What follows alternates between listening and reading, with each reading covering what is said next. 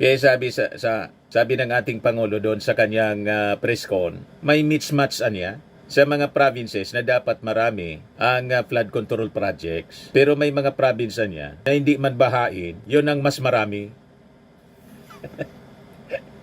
Yun si. So, napakarami mga kababayan ang iikuti ng ating Pangulong Bongbong. Effective po yung kanyang pagbubulgar sa SUNA at saka doon sa press con ng pangalanan niya yung 15 top contractors sa flood control projects. At ngayon po, na-encourage yung mga tao na magsumbong kung ano yung kalagayan ng mga flood control para mapuntahan at mapaimbestigahan kasi sayang po ng bilyon-bilyon na ina-allocate ng gobyerno na pupunta lang po sa bulsa ng mga politiko at mga contractors po.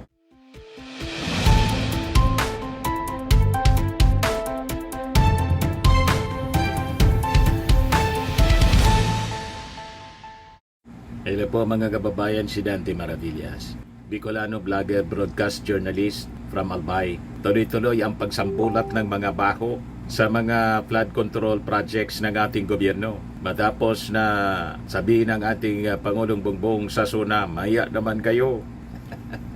At nilons ng ating Pangulo ang isumbong sa Pangulo. Ang daming nagsusumbong. Ang dami nang nagsusumbong mga kababayan. Yan o. 5 billion kontrata nasungkit ng kumpanyang may 250,000 kapital. Kita ninyo mga kababayan, ang daming milagro. Yan o. Firm with only 250,000 capital bags, 5 billion flood control deals. Sabi dito sa report ng Inquirer. Sabi dito sa balita po, lumutang ang pangalan ng MG Samidan Construction and Development Corporation. Isang kumpanyang may paid up capital lamang na 250,000 pesos. Pero umabot sa 5.02 billion pesos na kontrata ang nakuha nitong flood control projects mula 2022 to 2025. Ganon katindi po. Saan ka nakakita? Ang kapital, 250,000. Tapos magkakawa ka ng 5 billion. So ginamit lang yung pondo ng gobyerno para yumaman sila. Siguradong may koneksyon sa politika po. O saan ito nangyari mga kababayan? So sabi dito sa report, batay sa datos na inilabas ni Marcos Jr., kabilang ang firm sa top 15 contractors sa ilalim ng kanyang administrasyon. Sa kabuuan, 58 na mga kontrata, 35 nito ay nasa Abra, 11 ang sa La Union, 6 sa Mountain Province, 4 sa Benguet, at 2 sa Pangasinan. Pinuna ng Pangulo na may mga proyekto sa lugar na hindi naman itinuturing na flood prone. Halimbawa, ang 144.75 million na flood control project sa Abra River Basin ay itinayo sa lugar na halos wala o mababa ang risk ng pagbaha ayon sa UP NOAA. Parang yung nabulgar na flood control sa Oriental Mindoro. Mismo ang nag-inspection, yung gobernador, si Gobernador Dolor, nag-implement ng proyekto sa lugar na wala man pong ilog. Doon mga kababayan, nilagay ang 1 billion na flood control project. At ampaw pa. Yan At ito, imagine nyo ha, walang tubig na dumadaan dito. Walang tubig daw na dumadaan. Ito'y kalsada. Kalsada. Kalsada, and yet, sira. Wala pang dumadaang tubig. Kalsada siya. Ang laman, loob. Nilagyan ng flood control. Ang laman, loob. Bakal. Paano titino? Kita niya. At ito'y walang ilog. Walang ilog pa Imagine yan. mo kung dito sumasampa ang tubig. Saka kung Walang ilog. Giba. Isang layer lang. Baka yung ilog nasa kabila. Hindi ba po? Dito wala man ilog. Dito linagay yung flood control. 1 billion. Mga kababayan. Ano i-explain mo dito? Quality sira. Disenyo sira. Overpriced. Overpriced pa. Substandard, kita mo, ang batong ginamit, yan din lang naman kinuha. So ang ilog doon sa kabila. Pag flood Pero dito control, yung ibig sabihin, dito yung kaya sira. nang i-control ang flood. ito walang flood pero gumuho. Di lalo na kung may flood. Walang flood dito kasi kalsada rito. Wala akong flood na mapipigilan ng ganitong klaseng gawa. Sa Oriental Mindoro yun. Naglabasa na po yung baho. Sumambulat na. Mga kababayan, yung mga anomalous flood control projects all throughout the country. Ito, mas malaki to. Mga kababayan, 5 billion.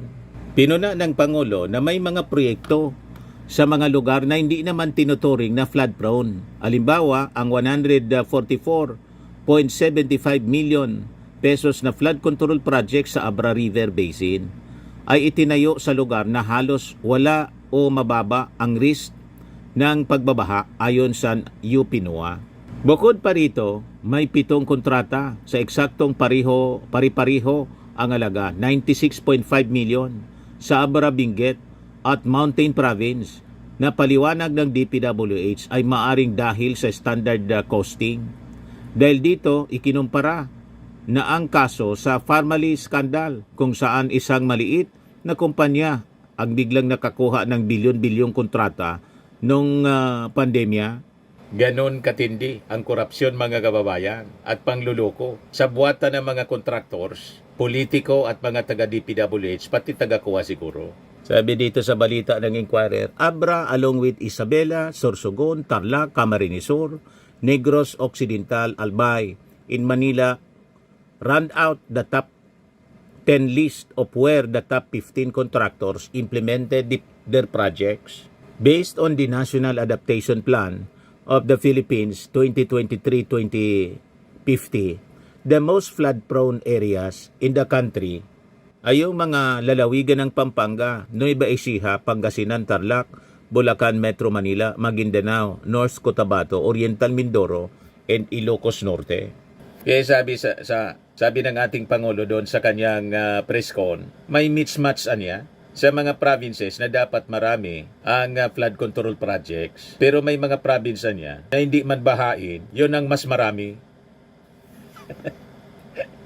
Yun si. So, napakarami mga kababayan ang iikuti ng ating Pangulong Bongbong. Effective po yung kanyang pagbubulgar sa SUNA at saka doon sa presscon ng pangalanan niya yung 15 top contractors sa flood control projects. At ngayon po, na-encourage yung mga tao na magsumbong kung ano yung kalagayan ng mga flood control para mapuntahan at mapaimbestigahan kasi sayang po ng bilyon-bilyon na ina-allocate ng gobyerno na pupunta lang po sa bulsa ng mga politiko at mga contractors po sa kanilang sabuatan. Ito yung mga mayors na tuwang-tuwa sa naging kampanya ng ating Pangulo.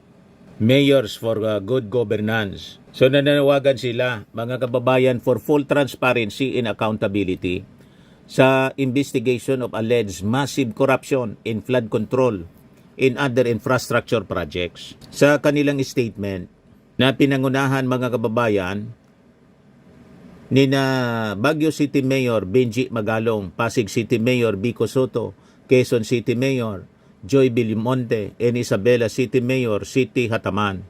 They demanded that the DPWH and concerned national agencies immediately release all project documents including programs of work, feasibility studies, and most importantly the names of contractors and the politician behind the multi-billion peso projects. Tama, para magkaalaman na po, kailangan malaman ng ating mga mamamayan Pilipino kung sino itong mga nasa likod ng sindikato ng korupsyon na matagal na po na hinihigop ang pundo ng kabanang bayan mga kababayan.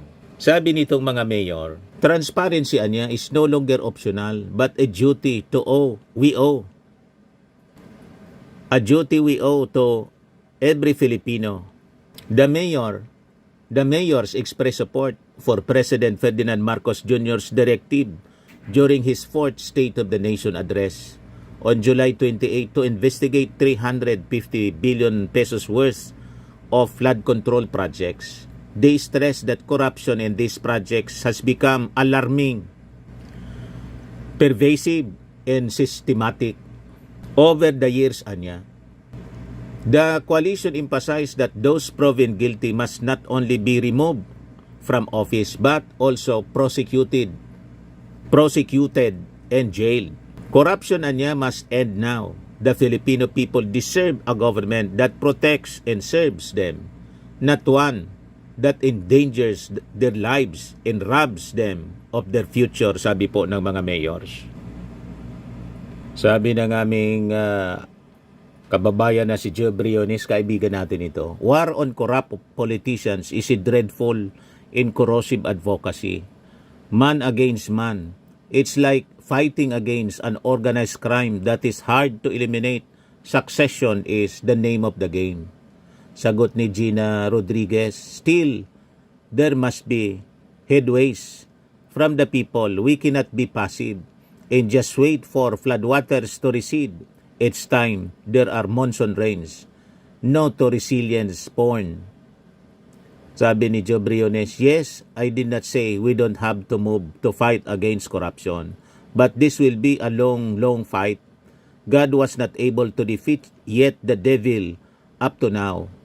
God could not kill because it is wrong. To jail a corrupt official needs proofs and hard to accumulate or gather proofs. So I think mga kababayan, sunod-sunod na to ang pagsambulat ng mga anomalous flood control projects all throughout the country. Kaabang-abang po. Aabangan natin.